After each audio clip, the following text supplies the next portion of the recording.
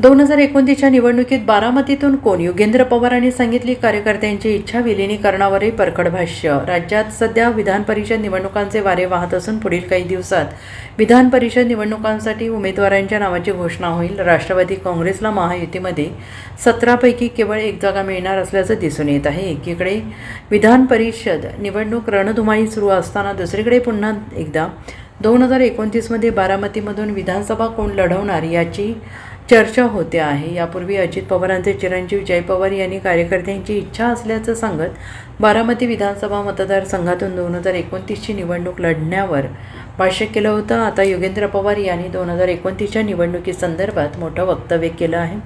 उद्या काही होऊ शकतं, तुम्ही 2028मध्ये मला हा प्रश्न विचारा, असं योगेंद्र पवार यांनी म्हटलेलं आहे. योगेंद्र पवार यांनी बारामती संवाद बैठकीबद्दल माहिती दिली.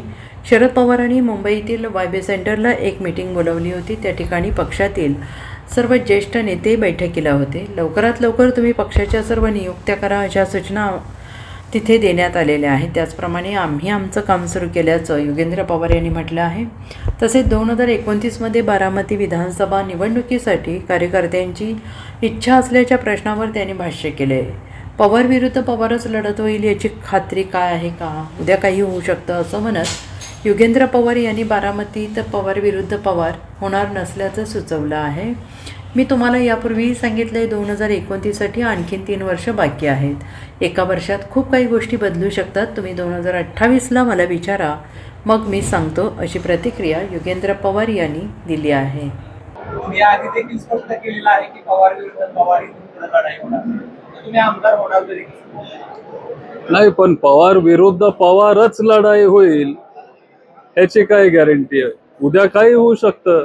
2029ला योगेंद्र पवार उभं राहणार बारामती विधानसभा मतदारसंघात. उद्या मी तुम्हाला जयदीप सर आधी पण सांगितलेलं आहे की 2029ला अजून 3 वर्ष राहिलेली आहे. माझं उत्तर काय बदलणार नाहीये.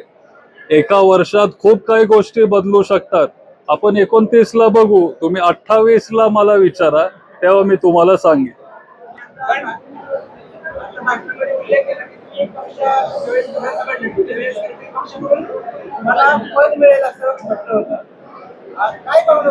म्हटलं होतं नाही, असं वाटलं होतं.